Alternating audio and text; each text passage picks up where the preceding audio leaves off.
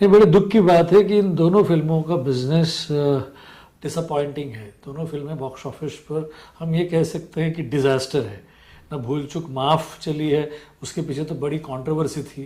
पहले ये film theatre में रिलीज़ होने वाली थी 9 मई को, लेकिन 8 मई को प्रोड्यूसर्स ने इस फिल्म को थिएटर में रिलीज़ करने से रोक लिया और इसको डायरेक्ट ओटीटी पर करेंगे इस तरीके का अनाउंसमेंट किया। अब उसके बाद पीवीआर ने उनको 60 करोड़ की रकम को लेकर सू किया उनको, क्योंकि उनका ये कहना था कि हमने ऑलरेडी इसकी एडवांस बुकिंग वगैरह ओपन कर ली थी। उसके बाद फिर किसी तरीके से out of the court settlement हुआ और फिल्म रिलीज़ हुई इस वीक में, और अब 2 वीक के बाद ही फिर वो ओटीटी पर भी रिलीज़ होने वाली है। लेकिन बॉक्स ऑफिस पर फिल्म का कोई भी कलेक्शन नहीं है।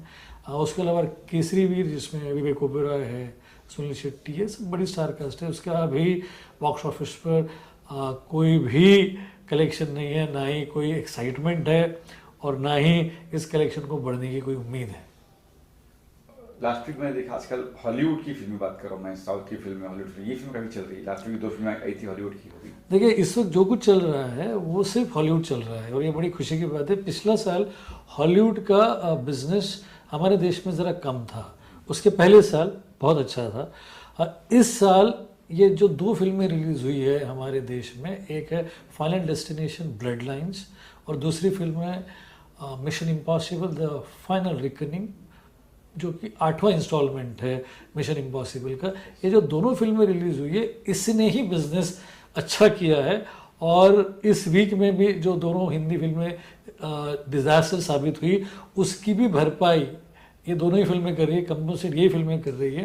अब इस बात का इसमें सबसे इंटरेस्टिंग बात ये है कि फाइनल डेस्टिनेशन ब्लड लाइन्स, ये जो फिल्म है, ये फाइनल डेस्टिनेशन सीरीज़ की 6ठी फिल्म है। इसके पहले जो 5वीं फिल्म आई थी वो आई थी 2011 में, यानी कि 14 साल के बाद ये 6ठा इंस्टॉलमेंट इसका आया है और इसकी फ़ैन फॉलोइंग बड़ी स्ट्रांग है।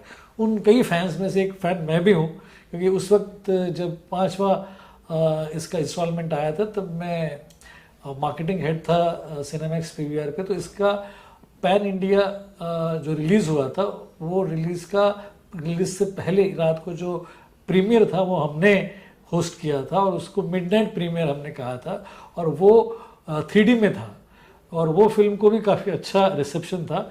इस फिल्म की खासियत ये है कि ये इंग्लिश, हिंदी, तमिल और तेलुगु, इन 4 भाषाओं में रिलीज़ हुई है। और जब ये जिस दिन रिलीज़ हुई उसके 48 आवर्स में इसने अपनी लागत से 3 गुना ज़्यादा कमाई कर ली है। 50 मिलियन के बजट की ये फिल्म है जिसने पहले 48 आवर्स में 138 मिलियन का बिजनेस किया था। और हमारे देश में जब ये रिलीज़ हुई तो ये रिलीज़ हुई थर्सडे को, यानी कि फ्राइडे रेगुलर जो रिलीज़ होती है उससे एक दिन पहले। इसका थर्सडे का इसका बॉक्स ऑफिस था 4.5 करोड़, फ्राइडे को थी ये 5.35 करोड़, सैटरडे को थी ये 6 करोड़ पे और संडे को थी ये 6.6 करोड़ पे, यानी कि चारों दिन ये बढ़ते रहा। उसके बाद मंडे को ऑब्वियसली वर्किंग डे होता है तो 2.75 करोड़ था, ट्यूसडे को ये पहुंची 2.85 करोड़ पे, कंसिस्टेंट थी। वेडनेसडे को 2.42 करोड़ और थर्सडे को 2.36, मतलब 2-2.25 करोड़ ये रोज कमा रही है। और सैटरडे और ये आने वाला संडे और भी बड़ा रहेगा। तो इसका पहले 8 दिन में इसका बॉक्स ऑफिस का इंडिया का कलेक्शन है 32.85 करोड़, जो कि अमेजिंग है, क्योंकि ये बहुत बड़ी रिलीज़ नहीं है। उसका कारण ये है कि ये थर्सडे को रिलीज़ हुई और सैटरडे को ही मिशन इम्पॉसिबल रिलीज़ हो गई। अच्छा, मिशन इम्पॉसिबल यूएस में रिलीज़ हो रही है इस फ्राइडे को, यानी कि कल रिलीज़ हो रही है। हमारे देश में वो 6 दिन पहले रिलीज़ हो गई। तो देखा जाए तो बॉक्स ऑफिस पर फाइनल डेस्टिनेशन और मिशन इम्पॉसिबल का क्लैश हो गया, जो कि एक्चुअली क्लैश नहीं था, दोनों के बीच में 1 वीक का फासला था, लेकिन हमारे देश में दोनों फिल्में एक साथ रिलीज हुई। सैटरडे को अगर हम मिशन इम्पॉसिबल की बात करें, वो बहुत ही बड़ी फ्रेंचाइजी है और ये इस फ्रेंचाइजी की आखिरी सेगमेंट की फिल्म है। और टॉम क्रूज इससे पहले इंडिया ऑलरेडी मिशन इम्पॉसिबल को प्रमोट करने आ चुके हैं कई साल पहले, मेरे ख्याल से 4थे या 5वें के वक्त की बात है। लेकिन इस बार ये जो फिल्म ओपन हुई है वो सैटरडे को ओपन हुई थी 16.5 करोड़ पे। अब 16.5 करोड़ में अगर ये फिल्म ओपन होती है तो वो ओपनिंग एक्चुअली जाट या इसके पहले जो केसरी आई थी अक्षय कुमार वाली, उनसे बड़ी ओपनिंग है।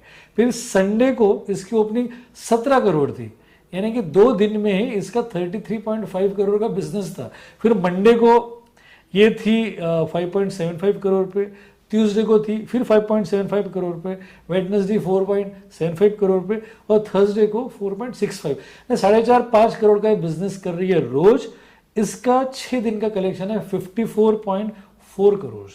तो ये आप देखिए कि एक फाइनल डेस्टिनेशन जो कि छोटी रिलीज है उसका 8 दिन का कलेक्शन है 32.85 करोड़, यानी कि लगभग 33 करोड़। दूसरी फिल्म जो कि बहुत बड़ी फ्रेंचाइजी है, बड़ी रिलीज है, उसके 6 दिन का बिजनेस है 54.4 करोड़। इन दोनों बिजनेस को अगर हम जोड़े तो करीब हम इस वक्त 80-90 करोड़ पे हैं। दोनों इंग्लिश फिल्मों ने हमारी साख जो बॉलीवुड पे है, बॉलीवुड की जो साख है या बॉक्स ऑफिस पे फिल्मों की जो साख है वो बचा ली है। इसमें इंटरेस्टिंग ये बात है कि फाइनल डेस्टिनेशन और मिशन इम्पॉसिबल ये दोनों ही फिल्में इंग्लिश के अलावा हिंदी, तमिल और तेलुगु में रिलीज हुई है। इंग्लिश में ऑब्वियसली इसका बड़ा ऑडियंस इंग्लिश में। फाइनल डेस्टिनेशन का जो 32 करोड़ का बिजनेस है उसमें इंग्लिश का 20 करोड़ का बिजनेस है, करीब 10 करोड़ का बिजनेस हिंदी का है और फिर तेलुगु और तमिल कुछ 1.5 करोड़ का बिजनेस है। यानी कि सबसे ज़्यादा इंग्लिश का बिजनेस होने के बावजूद